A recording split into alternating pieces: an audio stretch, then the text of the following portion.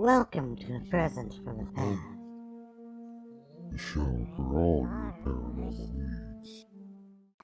Hello and welcome to another episode of A Present from the Past. I'm your host, Weldon, and in today's video, we're actually going to be talking about two Texas legends. One of them's a little bit more popular than the other one, but they're still legends and they're still possibly paranormal. Or are they? For those of you that are new to the channel, please hit the subscribe button down below. If you like videos that talk about paranormal, ongoing paranormal stories, um, pretty much anything related to paranormal. Anything. uh, I used to be a paranormal investigator. Well, I still am a paranormal investigator, have been for 11 years, and so have a little bit of experience in the field. Um, Also, if you have anything you want to see me talk about or any questions you have paranormal related, please leave a comment down below. So yeah, in this video episode, I am going to be talking about Bragg Road and the Marfa lights. Okay, and I guess you'll kind of see as we get going how these two kind of tie together just a little bit. Um, First off, I got a little bit more history on Bragg Road, so we will go over that first, and then we will do a quick discussion on Marfa lights, and we'll see how these two tie together. Okay, so Bragg Road, um, in the 1800s, there was an oil boom going on in South Texas, and there's an area known as the Big Thicket, which is a kind of a woodsy area that is on the border between Texas and Louisiana, down near, let's say, Houston, kind of straight, well, maybe a little bit more, a little north of Houston, kind of Huntsville, straight over towards Louisiana. Okay, and in that time, uh, the railroad companies were cutting through, putting train tracks through all over the South, and they put one down this area. Shortly after putting it down, they created a train station at a place they called it Bragg, Texas, Bragg. Um, After the train station opened up, a small town kind of formed around the train station, and that was Bragg. It went from Bragg to Saratoga, Texas.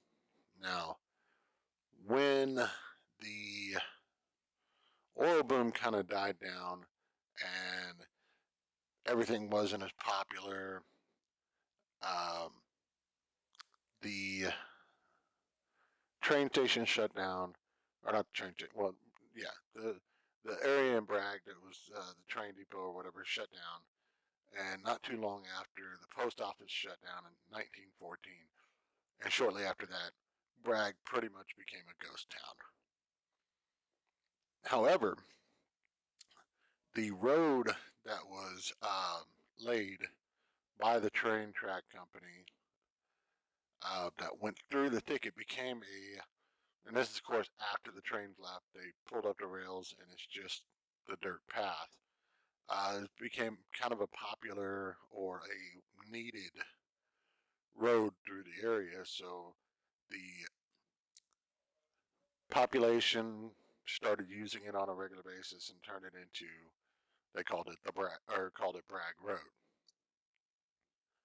Uh, Now, Bragg Road, this particular stretch is 7 to 9 miles long, somewhere around there. Somewhere around there. 7 between 7 and 9 miles long. And they said if you start at one end of Bragg Road and you start driving down it. Well, first of all, during the day, they said it's absolutely gorgeous out there. You're driving through the woods. It's nothing but wood scenery on both sides. It's very, a pleasant drive. Now, once it starts getting dark, is when it starts getting a little bit more twisted, a little bit more, eerie feeling. And the legend is that if you drive down Bragg Road at night, you will start seeing lights in the distance. And no matter how fast you travel, no matter um, if you get out and walk, you can never catch up to them. Okay? There has been a couple of different stories associated with the lights. One of them was a train conductor that supposedly was making a run through that area and somehow derailed, and the conductor himself was decapitated during the derailment. And so the legend is that he's out there looking for his head with a lantern. That would explain the lights, and odd times of the night. There's also another story of a bride and groom that are due to be married. And the bride goes for a walk, and she's walking down Bragg Road, and supposedly vanishes. Nobody's seen her. Nobody knows where she is. And for the rest of his life, the groom lived out his life looking for his wife through the thickets in that area. So they say that's his lantern holding up, and he's looking for his wife. Now, neither one of these stories really have a hard background that we can take a look at and say, hey, that's possibly where that story came from or anything like that. So neither one of them have a whole lot of, what's the word I'm looking for? A whole lot of substance to them to say that this is where it came from. That wasn't the word I was looking for, but that's the word I'm going to use. All right. So again, you have a playful light that tend to move around. No matter how much you try to, you can never catch up to it. You can only see it from the distance. Now, we're moving on to the Marfa lights. On the other end of Texas, so Bragg Road is out in East Texas. Marfa lights are way out in West Texas. They were first seen in 1883 by a ranch hand that was working the land. And when he spotted them, he was told by other people, oh, those are just campfires. They're, some people claim they were Apache campfires, and, there's nothing you can do about it. Just observe and walk away. And this weird thing is, ever since then, in 1883, you can still go out to Marfa to these days and see those lights out there. Nobody's sure where they come from, and there's no deep seated backstory to say what they might be. Okay? Um, there have been claims that there are automobiles that are near the mountainside that are reflecting the light, or the headlights off of automobiles, or any number of things people have claimed the Marfa lights are, to drones, to whatever. The interesting thing about the Marfa lights is the first known sighting was in 1883, before you had car lights, before you had really automobiles in that area. So there's no way to say that all of the Marfa lights came from these automobiles or came from automobiles or any sort of other man-made technology that could have created them. Now that was back then. Nowadays, it would not surprise me if some people got confused while out there and saw some headlights and thought they were, lights or Marfa lights or whatever. That is very possibility to this day. Do I still think that there are other things out there happening in Marfa that can't really be explained? Possibly. Just like Bragg Road, they could be headlights, they could be something else. And when I started doing a little bit of research on Bragg Road, there are a lot of skeptics that will call it something called the will-o-wisp, which it's another term or slang or whatever you want to call it for swamp gas. They're saying that two different types of chemicals or gases are mixing, and when they mix with oxygen, they burn certain colors. And depending on the level of each one of these chemicals and the mixture of oxygen may determine what color they burn it. And the fact that you can't get to them and the fact that they're always glowing, one of these like spectral,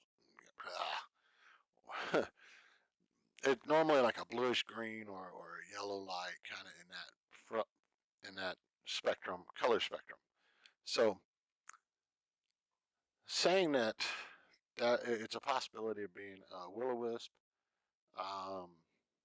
or like a fire in the sky, gas swamp, maybe.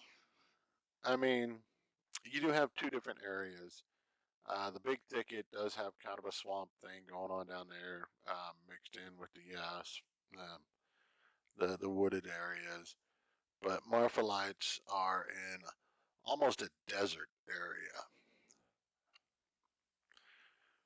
But I mean, is there any other explanations for what could cause these lights other than on an automobile or I'm looking for another scientific explanation that might explain these lights.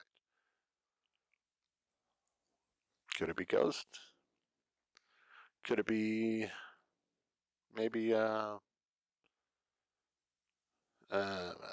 extraterrestrial? Who knows? Um, I've never seen the Marfa lights. I've had friends that tell me I need to go out and see them. I do want to check them out for myself. Would love to see them. As far as the Bragg Road, uh, there was like one report of somebody having a car that was attacked while on Bragg Road. Um, but that does that necessarily tie in with the lights from Bragg Road? I don't know. Seemed kind of. I think if there was going to be people having attacks due to paranormal activities, you'd have multiple people, especially dating all the way back to that time. You'd have multiple people come forward and say, "Yeah, my car was attacked," or "I was attacked while on Bragg Road," whatever. But I think most of it is tied to just the lights, and maybe it is just swamp gas. Maybe out there in West Texas, it might be a couple of different gases that are mixing and causing these, lights out there. Who knows? Definitely worth a see. Definitely worth checking out.